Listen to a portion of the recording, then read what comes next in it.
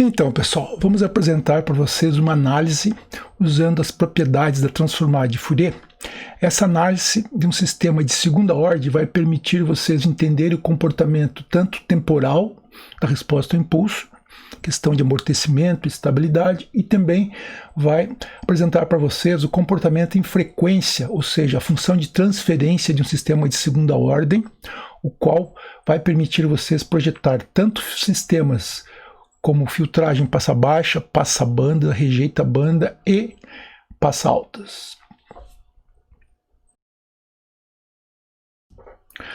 Após estudar as propriedades da transformada de Fourier, vamos aplicar esses conceitos para analisar um sistema e depois, na sequência, saber projetar um sistema de função de transferência, o qual nos permite fazer filtragem passa altas e passa baixas. Observe a equação de diferenças indicada aqui na equação, onde nós temos um somatório, de coeficientes da saída atrasada e também o outro somatório de coeficientes com a entrada atrasada. Como K começa com zero, esse sistema é um sistema que é causal, então podemos analisá-lo e também podemos observar que é um sistema linear e invariante ao deslocamento. Com essas condições satisfeitas, vamos então aplicar a transformada de Fourier em ambos os lados da equação, lembrando que a transformada de Fourier de um sinal atrasado resulta no mesmo espectro, contudo com uma fase correspondente ao atraso, conforme indicado aqui na figura, ok? Então, aplicando nos dois lados da equação transformada de Fourier, nós obtemos então um polinômio em e na menos j ômega.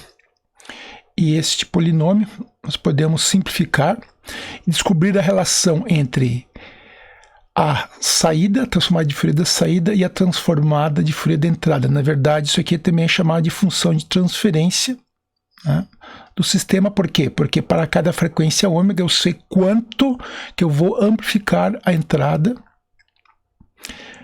em relação e propagar isso para a saída. Então aqui nós temos um polinômio em e na menos j ômega, ok? E esse polinômio depende desses coeficientes bk e ak. Então a nossa tarefa aqui é projetar esses coeficientes de forma a ter um comportamento em frequência desejado. Por exemplo, um filtro passa altas ou um filtro passa baixas. Após essa análise mais geral, vamos determinar um caso particular, mas bastante útil, que são sistemas de segunda ordem. Os sistemas de segunda ordem podem ser combinados para criar sistemas de alta ordem, ok? E nós vamos assumir aqui, que vamos ter um caso particular, o qual está definido aqui na expressão a equação de diferenças, ok?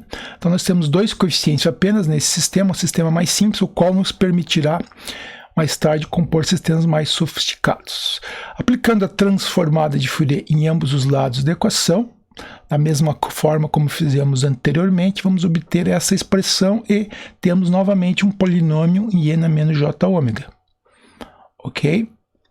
Esse polinômio ele vai ter raízes desse tipo aqui.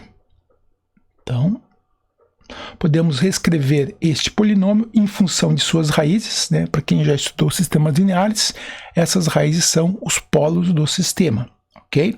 E por inspeção nós podemos identificar que A pode ser obtido pela soma das raízes com sinal negativo na frente, conforme a equação de Bhaskara, e o B é o produto das raízes. Observando aqui as expressões, nós podemos definir então que A é menos 2R cosseno de θ, onde R é o coeficiente aqui que multiplica a exponencial e θ é o ângulo, ok? Então, com essas duas expressões, nós podemos então relacionar o coeficiente A da minha equação de diferença de coeficiente B. Agora resta saber qual é a influência do R e do θ no comportamento da função de transferência, ou seja, características de fase e magnitude.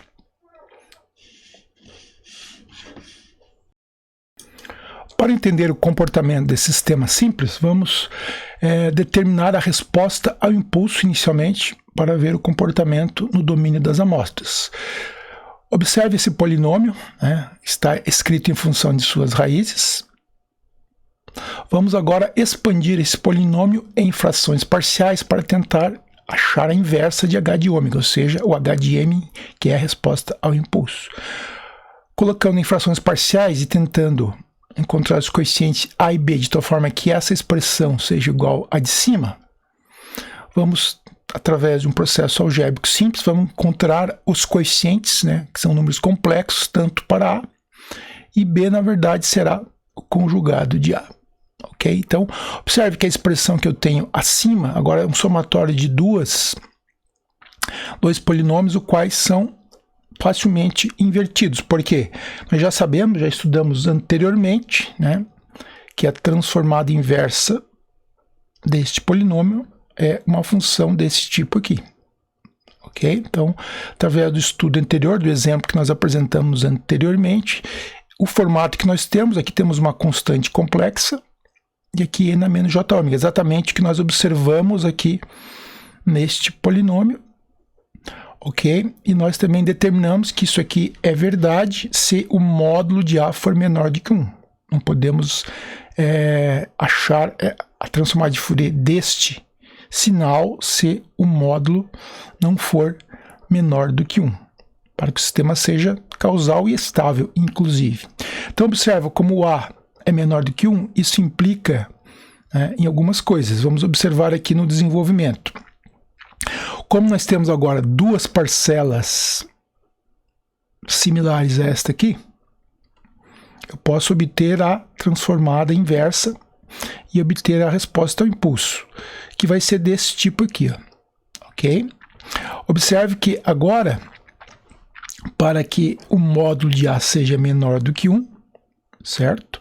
Onde A, neste exemplo, vai ser R, no primeiro caso, né, R e na Jθ. Então, E na Jθ tem módulo 1, portanto, o módulo de R tem que ser menor do que 1. Ok? Então, o módulo de A sendo menor do que 1, implica que o módulo de R deve ser menor do que 1 para que o sistema seja causal estável e que exista a transformada de Fourier do H de N. Ok? Bom, considerando esses aspectos, isso implica que, para eu poder ter esta resposta, eu tenho que ter o R, né, um módulo menor do que 1, portanto, o módulo de R menor do que 1 implica que B é menor do que 1, porque B é R ao quadrado, e o módulo de A tem que ser menor do que 2, porque A é menos 2R cosseno de θ, conforme expressão anterior. Ok? Então, nós já sabemos os limites dos coeficientes A e B da minha equação de diferenças, os quais me permitem já determinar se o sistema será causal estável, e eu já sei como escolher os coeficientes dentro de uma faixa possível. Então, desenvolvendo essa expressão, nós encontramos que a resposta ao impulso desse sistema está dado por esta equação aqui, a qual vamos analisar por partes. Então, observe, se θ for igual a 0, essa expressão ela se simplifica e resulta nesse tipo de resposta ao impulso. Observe que essa resposta ao impulso, né, ela tem esse comportamento que depende de R, ok? E depende, né, de U de N. Nós veremos o comportamento disso daqui a pouco. Se θ for igual a π, nós teremos um comportamento onde troca o sinal aqui de menos R. Nesses dois extremos, nós veremos que o comportamento da resposta ao impulso é bem diferente. Tá? Se eu tiver um θ igual a 0, eu vou ter um comportamento da resposta ao impulso como sendo uma resposta exponencial amortecida. Já com θ diferente de 0, eu vou ter uma oscilação. Então, eu vou ter uma resposta da resposta ao impulso como sendo oscilatória amortecida. Ok? E não podemos permitir, né, que o R, o módulo de R, seja superior a 1 por questões de estabilidade. Então, o que nós vamos perceber aqui, nesses gráficos, é que o R ele controla o decaimento, né, da envoltória e a sua estabilidade, né, e sua amplitude também. Enquanto que o θ vai controlar a variação, a velocidade de variação de H de N. e vai nos permitir alocar o H de N para ser um passa-baixas ou um passa-altas, conforme a escolha de θ.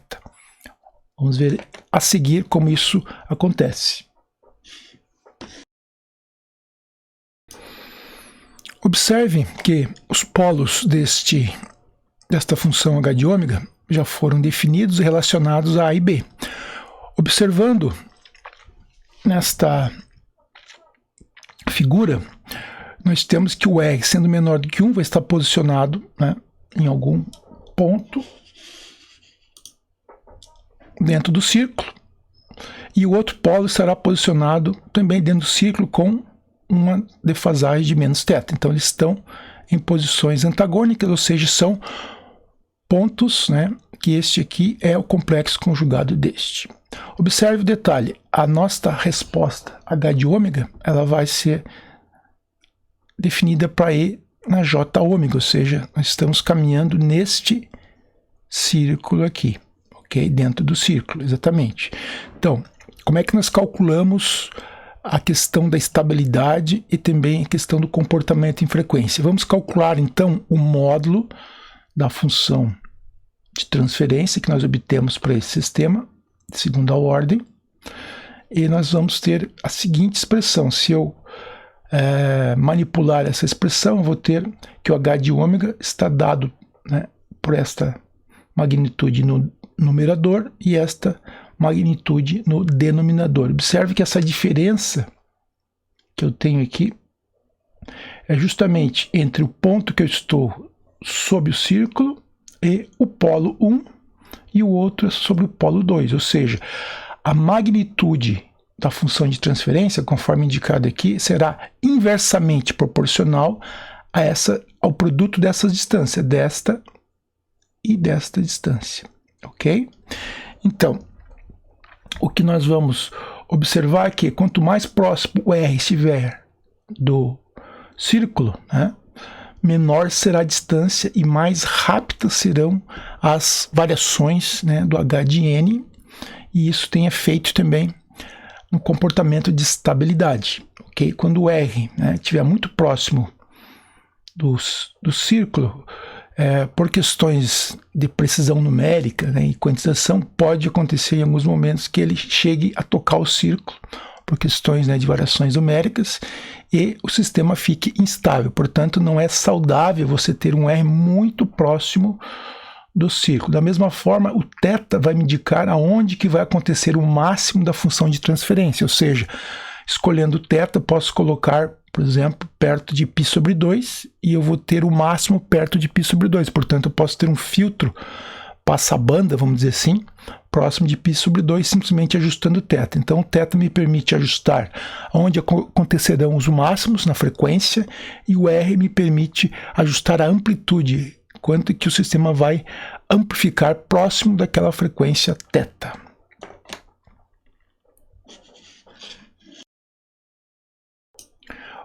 Para observar o comportamento do H de N em função ao coeficiente R e ao coeficiente θ, observe que à medida que eu aumento θ aqui, nesse gráfico, eu vou ter uma oscilação maior. Ou seja, eu estou deslocando o comportamento do H de ômega para frequências mais altas, ok? Enquanto que, à medida que eu aumento o R, o tamanho da variação vai ser amplificado e também o comprimento da resposta no tempo será amplificado. Então, nós temos dois efeitos aqui. O θ, né, nessa direção, ele aumenta a oscilação, enquanto que o R nesta direção horizontal vai aumentar a amplitude da oscilação e o comprimento da oscilação. Se nós observarmos a resposta ao degrau, observe que para θ igual a zero, o comportamento será dado aqui. Se eu aumentar o R, para θ igual a zero, eu vou ter uma amplitude, né? A resposta vai ter um transitório mais lento.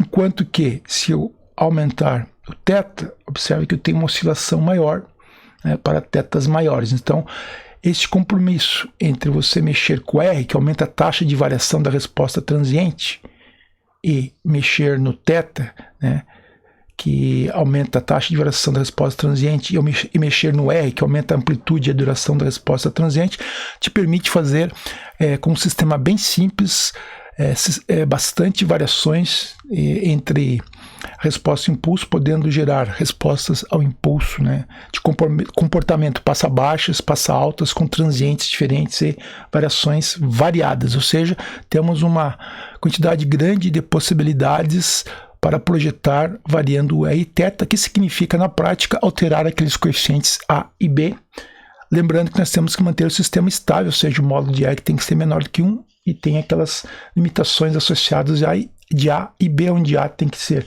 menor, né, que 2R, enquanto que o B tem que ser menor do que R ao quadrado. Vamos ver alguns gráficos de comportamento de fase e magnitude para alguns valores de R, ok? Então R variando aqui de 1.4 até 3.4 e θ, por exemplo, θ igual a 0. Então, para 1.4, né, em θ igual a 0, tem um comportamento passa-baixo. Se eu aumentar o R para 3.4, por exemplo, eu vejo que o sistema fica mais seletivo. Então, o R está controlando a seletividade, enquanto que o θ está controlando o centro, né, de onde acontece o máximo da função de transferência. Aqui temos o comportamento de fase. Esse sistema não tem fase linear, o que é um problema para algumas aplicações. Se eu aumentar o θ para π/4, observe que eu tenho um deslocamento do filtro, o filtro começa a se tornar, né, meio que um passa-banda, e novamente o R pequeno, 1.4, vai ter um sistema menos seletivo, um R maior, perto de 3.4, né, sabendo que ele não pode chegar próximo de 1, você vai ter esse comportamento aqui mais seletivo, ok?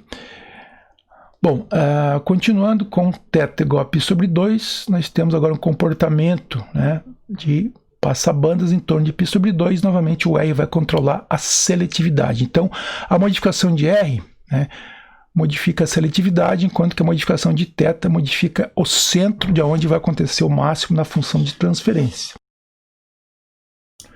Continuando variando os coeficientes θ e R, que significa alterar também A e B, os coeficientes da nossa equação de diferença, observe que se eu escolher θ 3π/4, vou estar muito próximo, né, de um filtro passa-altas, e se eu escolher θ igual a π, vou ter exatamente um filtro passa-altas, né, onde a frequência π corresponde às variações maiores do meu sistema. Então eu posso desde projetar um filtro passa-baixas, um passa-banda, um passa-alta, com diferentes seletividades e frequência central, variando θ e R, que implica em alterar os coeficientes A e B da minha equação de diferenças. Portanto, eu tenho uma quantidade grande de projetos disponíveis variando A e B. Observe neste exemplo que eu posso alterar o R e o θ e vou ter efeitos diferentes no comportamento da resposta ao impulso, indicado aqui por H de N, ok? E também do comportamento em frequência indicado por H de ômega. Por exemplo, um R muito pequeno e um θ 0, eu vou ter um comportamento, né, suavizado, onde a amplitude e a duração do transiente é controlado por R. Mas eu tenho comportamento de passa-baixas aqui, com θ π/20, bem pequeno. Se eu aumentar o θ, botar um R mais ou menos no meio, 0.5, se aumentar o θ, observe que eu estou deslocando o centro da resposta ao impulso, criando diferentes filtros.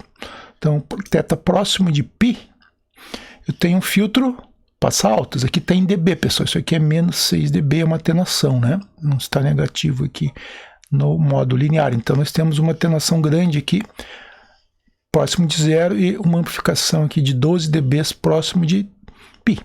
Então, posso gerar tanto um sistema passa-bandas, aqui nesse caso, com diferentes seletividades. Se eu aumentar o R, observe que a seletividade aumenta bastante. Posso criar um sistema muito seletivo. Observe que à medida que eu tenho o θ aumentado, a variação da resposta ao impulso também aumenta, fica mais rápida. Estão observando? Até o ponto de chegar a gerar um sinal muito próximo do cosseno de πn, o qual, como nós sabemos, é o sinal mais rápido no mundo discreto. Ele varia de -1 a 1, entre uma amostra e outra. Então aqui exemplificou para vocês que variando aí θ eu posso projetar diferentes filtros e com esses valores agora analisados aqui eu posso achar o equivalente dos coeficientes A e B aqui na expressão, certo? E atuar nesse sistema. Eu tenho um sistema aqui com equação de diferenças, o qual eu posso aplicar a diferentes aplicações. Portanto, eu tenho aqui para vocês aqui um projeto simples de um sistema de segunda ordem, um filtro IIR, ou seja, a resposta ao impulso desse sistema é infinita, porque eu tenho uma realimentação aqui da saída. Observe, tem duas, na verdade, né? E ele vai permitir vocês, né, essa análise aí, projetar diferentes filtros com diferentes comportamentos, contudo, a fase não será linear. Este é uma questão que nós vamos resolver mais à frente. No conjunto de slides disponibilizados para vocês, temos muitas propriedades aí, desde a série de Fourier, né, a propriedade da série de Fourier contínua, da série de Fourier discreta. Nós temos outras tabelas disponíveis para vocês aí, as quais podem ser utilizadas para o estudo, e procure entender aí a utilidade das diferentes propriedades que nós já apresentamos e também as adicionais constantes nessas tabelas. Muitas delas, inclusive, são do domínio contínuo, as quais vocês já estudaram em disciplina anterior.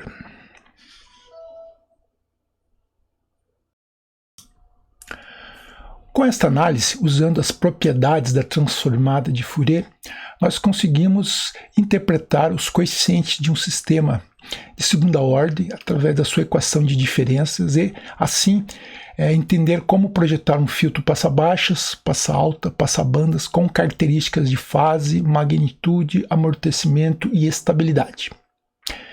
Ok, pessoal? Até breve!